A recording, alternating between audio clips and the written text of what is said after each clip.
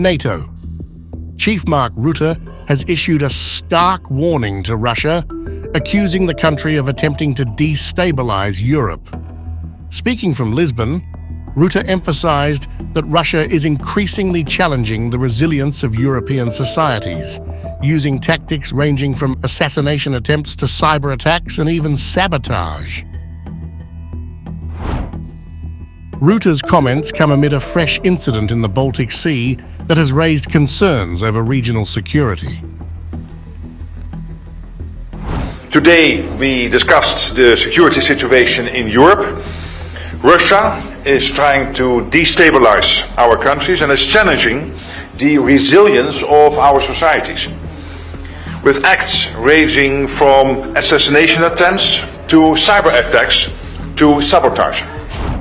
The latest incident occurred when a vital undersea data cable connecting Latvia and Sweden was found damaged on Sunday. The cable, crucial for communications and data transfer, was disrupted in what authorities are now investigating as a possible act of sabotage. Just yesterday, we saw another incident in the Baltic Sea, with disruption to a cable connecting Latvia and Sweden. The good news is, through Mission Baltic Sentry, NATO ships and aircraft are operating alongside our allies over there, enabling a fast, coordinated response. NATO is strong today. To keep NATO strong, we must, however, continue to adapt. And to guarantee our security in the future, we also need to ramp up our efforts now. In response to the incident, NATO has already deployed forces to ensure a swift and coordinated reaction.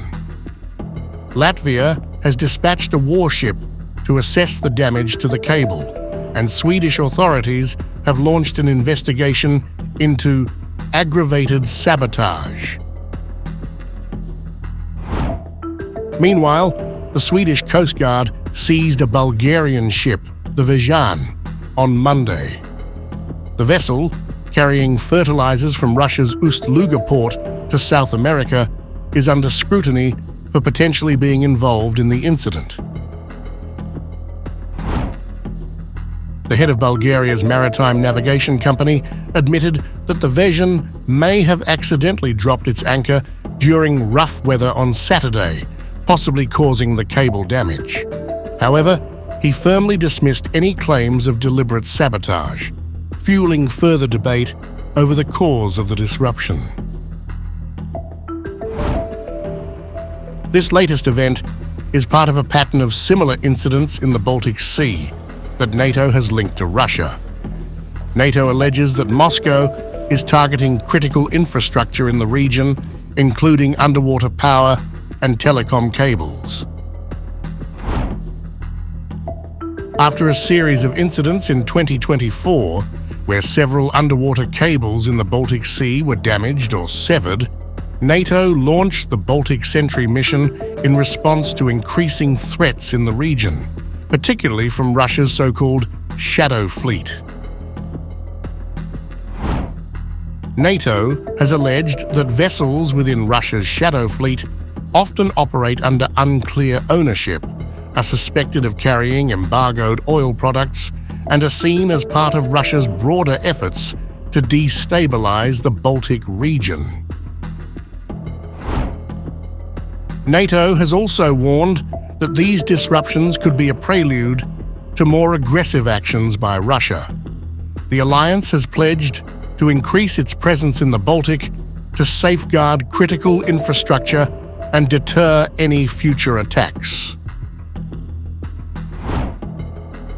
However, Russia continues to deny any involvement in these incidents and has responded strongly to NATO and EU allegations. A week earlier, Russian Foreign Ministry spokesperson Maria Zakharova fired back at Western nations, accusing them of attempting to sabotage Russian oil exports by linking the country to incidents in the Baltic Sea. Zakharova claimed that Western powers were using these events as a pretext to impose restrictions on international navigation in the region.